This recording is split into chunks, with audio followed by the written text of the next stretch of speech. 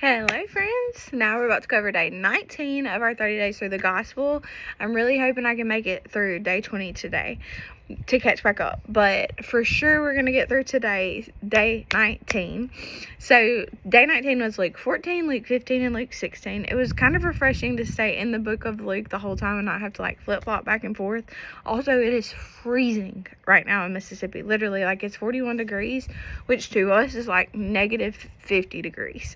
So starting out with our first verse that we're going to talk about in Luke 14, it's verse 1, and it says, "One Sabbath, when he went to dine at the house of a ruler of the Pharisees, they were watching him carefully." This has become a common theme. We know this happened. We know that the Pharisees were so triggered by everything that Jesus did, they literally watched him like a hawk. But the awesome thing about Jesus is that he didn't hide from the places where he knew that persecution was going to take place.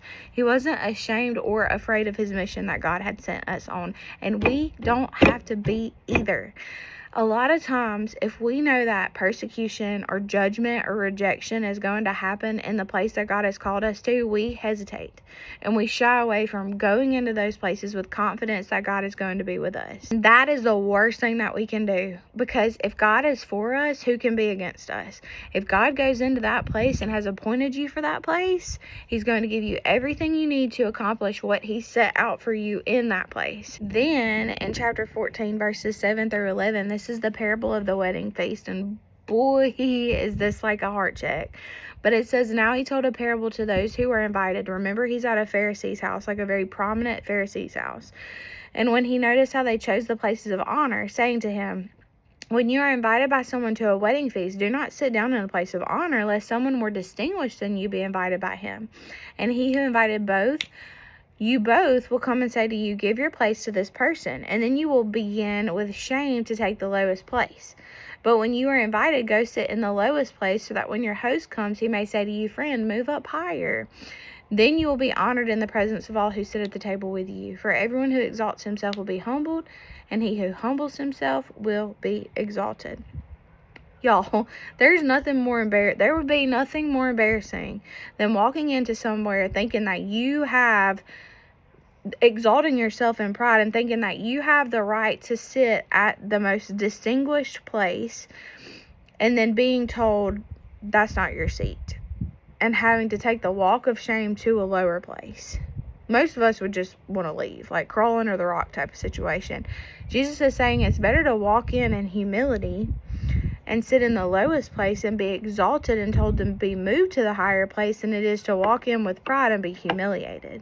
As Christians, we are not called to walk into places thinking that we deserve some type of recognition or prominence or arrogance or elite status. We are to walk into places with humility and service. We are there to serve no matter where we go into, no matter what our title is, no matter who's given it to us. We are to walk in with a heart of humility and service, because that's what we've been called to do, just like Christ. Also, can you imagine him looking around at this dinner with these prominent Pharisees and saying this?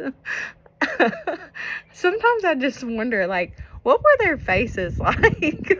Okay, and then the next passage of scripture moves on to talk about the cost of discipleship, which we know, we've talked about this a million times if you've been in my Bible studies before, but it's Jesus is God, everything else. It's not God and then second family and then third friends, and then we don't stack it like that. Literally, our love for God should make all other love look like hate to the rest of the world. We should love God so much and put him on such a pedestal of our life and in our heart that all other relationships in our life, every other thing, looks like hate. It is not telling you that you have to hate your family. Legitimately, it means love less.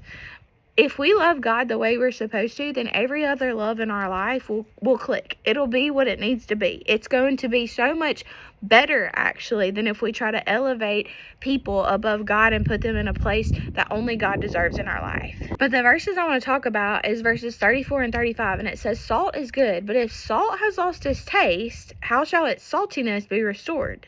It is of no use, either for the soul or for the manure pile," which, if you're not familiar with what that is, think of a cow patty. That means if you're not from the southern states and you are like, that's the weirdest thing I've ever heard of, it's like literally their poop in the pasture.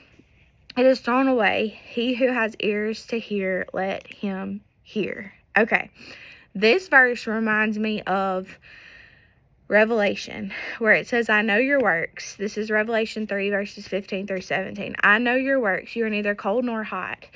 Would that you were either cold or hot.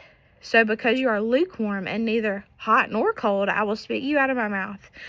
For you say, I am rich, I have prospered, and I need nothing, not realizing that you are wretched, pitiable, poor, blind, and naked.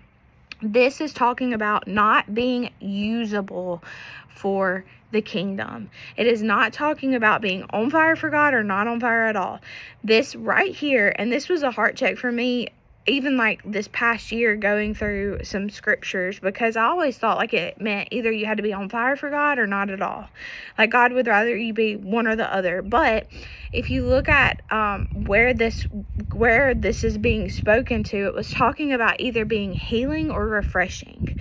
Like either you are healing and good for healing, or you are refreshing and good for like drinking. But if you're lukewarm, you have their lukewarm water had like was a breeding ground for like parasites and bad things to be in it, and it wasn't usable. You couldn't drink it or you couldn't use it for healing warm. And so what God was saying here is like, you're not usable for the kingdom. Like you're not able to be used for the kingdom. Well, in the same way are these verses about discipleship is talking about salt. I had no idea. Every time I've heard about this, salt has lost its saltiness and it's no longer good. It's not good for anything. Y'all, it was a disposal problem. And I've linked the ESV study note here that like God helped bring me to this revelation. But it says most salt came from the Dead Sea and contained impurities. If not processed properly, it would have a poor taste and would be worse than useless, being unusable for food and creating a disposal problem. If the conditions of discipleship are not kept, the disciples likewise will become less than worthless.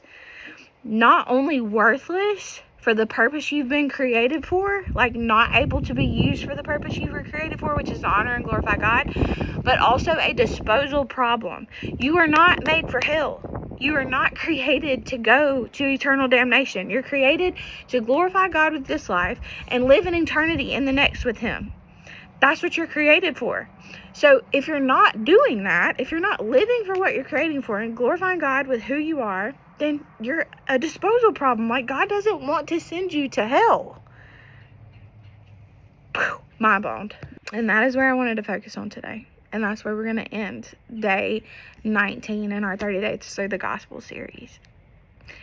You are meant for so much more than what this world can offer. You're created to bring God glory. I love you, friends.